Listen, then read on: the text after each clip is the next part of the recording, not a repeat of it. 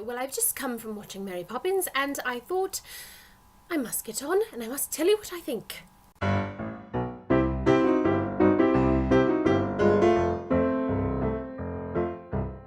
So, when I first heard they were going to do what they call Mary Poppins Returns, I thought to myself, no, I didn't think that. What is that magical sound? I thought to myself, oh dear, not another one. Because honestly, I have been gravely disappointed. I don't know if I can still speak of the tragedy that is Beauty and the Beast. My bird agrees. I still lament that... No, I can't. Anyway, I have been much disheartened also by the recent news that every single Disney movie that has made any money at all is going to be remade in some fashion or other. And I was not even going to go and see this one. I know Mary Poppins quite well, having walked in her shoes, worn her clothes, carried her umbrella, flown and pulled things out of your magical bag for... oh dear. It was at least 3 months, every single day. Sang the songs, danced the dances, met the chimney sweeps, everything. Even tried my hand at disciplining the children. It rubs off of you, this nanny business, it really does. Since I know her so well and am grown quite protective of her, really, I didn't think that just anyone ought to be able to remake her, and certainly not for money.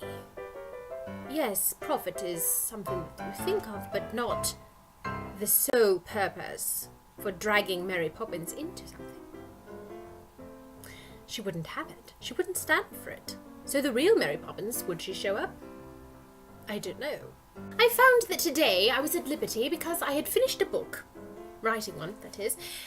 And I thought, if I don't go out and do something tonight, I shall just work. And that isn't good. I need to... oh, I about said it. I need to trip the light fantastic once in a while myself. So I got my brother, Michael, and I said, let's go see that Mary Poppins movie.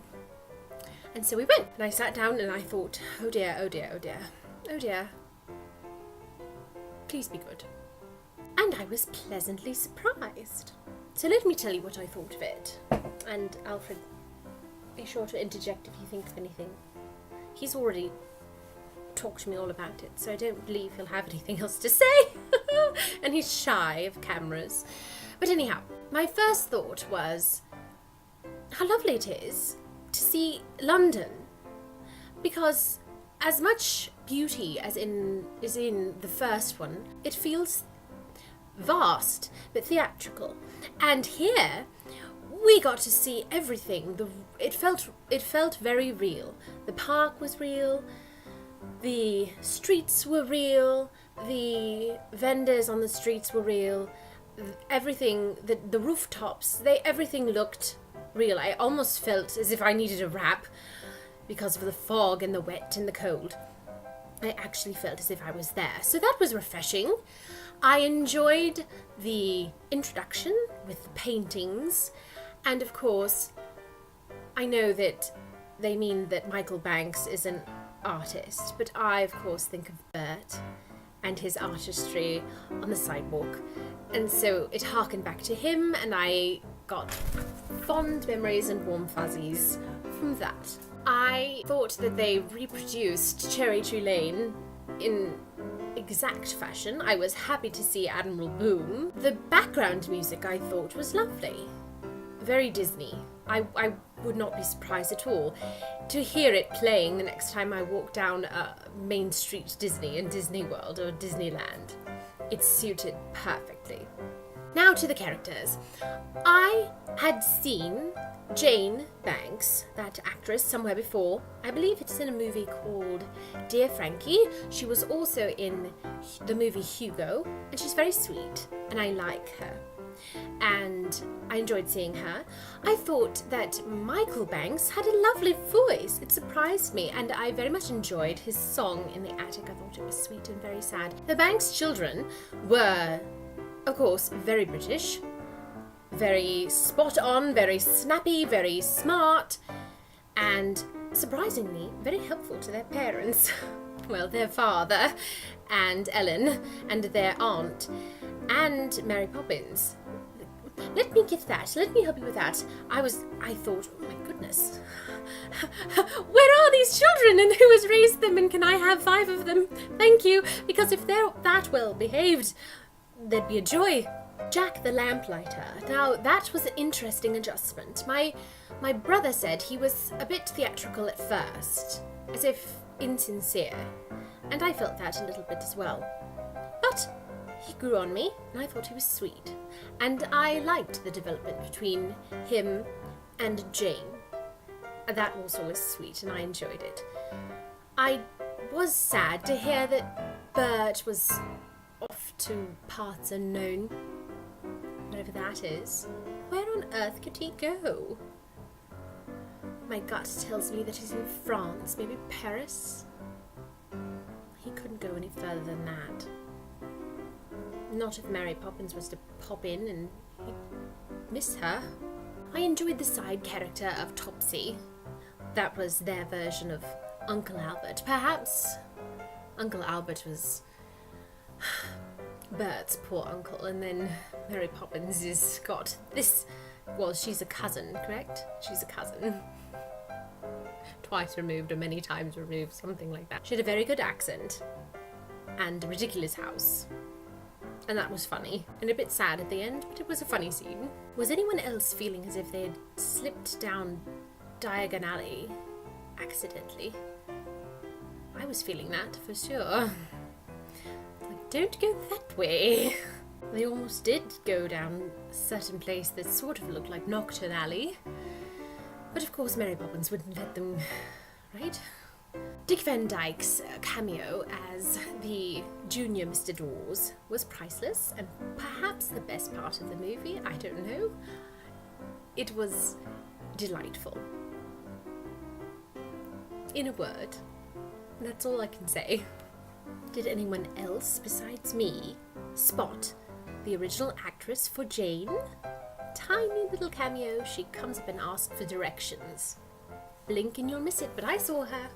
Oh yes, of course, yes, of course. And Mary Poppins. This was an interesting experience for me because, as I said, I have walked and talked and breathed Mary Poppins for months at a time, and you don't just leave that behind. You don't. When you are in the clothes, in the shoes, especially the shoes, you stand a certain way with your feet like this, and your back like this, and your face like this, and nothing can disturb you at all. And I felt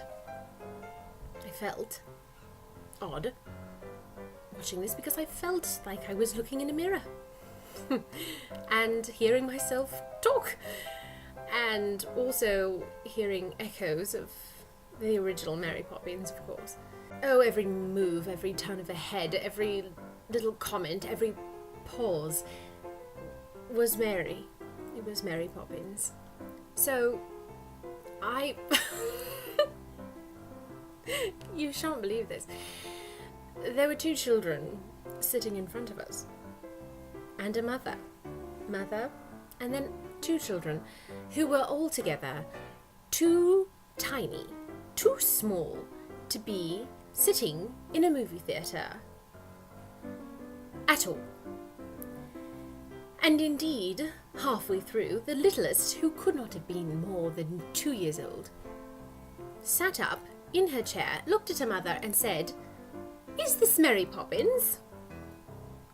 Dearest, I can't. And they were rustling their candy papers and twisting round and round in their chair and going up and down and talking through the quiet paths. And ordinarily, when I'm in a movie and I encounter children who are misbehaving, I simply grind my teeth and sit back and focus straight on the screen. But in this case, I had to restrain myself 5 times from reaching out, snapping my fingers, just like that, right over their heads, and saying, "Shh, sit down." It was actually frightening. I almost did it. I was this close.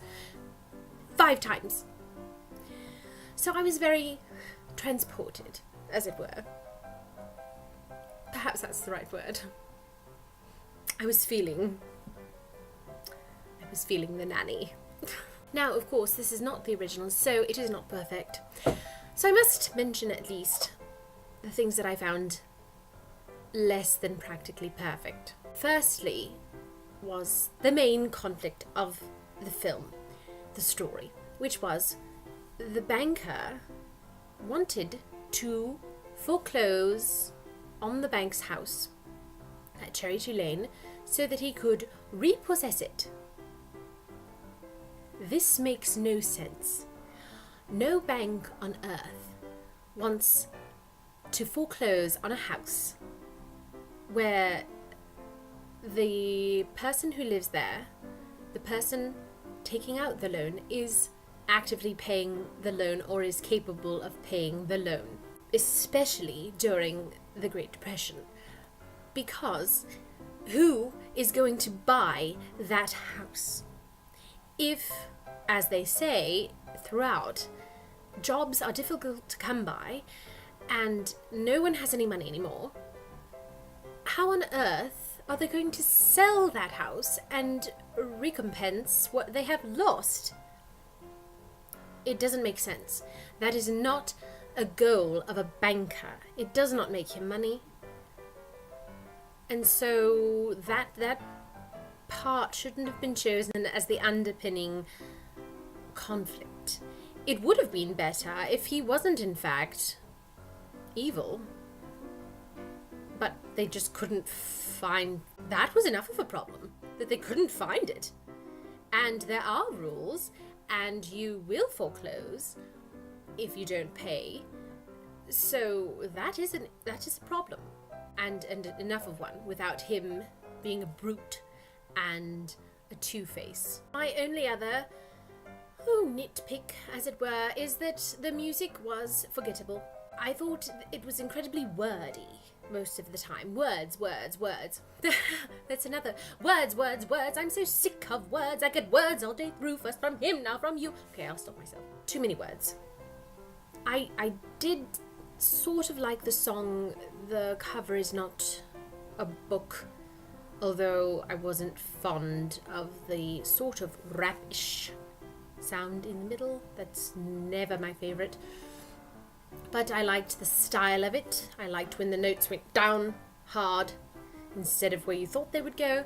And I believe I liked the song that she sang to them in the nursery about the place where the lost things go. That was a sweet song. The rest of them were blah blah blah blah blah blah blah blah blah blah blah blah, and I can't hum them. And I am a very good hummer, but not if I can't remember the melody. In the first Mary Poppins, there is not a bad song in the bunch. They're all perfectly delightful and you can walk out singing them. And this one, you couldn't sing them unless you had months of rehearsal. It rather reminded me of Into the Woods. Oh dear. No, I'm not. Not going there. Yes, anyway, I wish the songs were nicer. And I wish perhaps that the whole thing was just slightly shorter. It was quite long. And perhaps that last sequence could be just a spoonful shorter. On the whole, I thought that the whole thing was delightful. I enjoyed it. And I will probably be talking like this for the rest of the weekend. But I was pleasantly surprised it was not a repeat of Beauty and the Beast. So, if you've been hesitant about going to see it because you are worried that they're not going to do it justice, go ahead and go see it. You will enjoy it a lot. So, Spitspot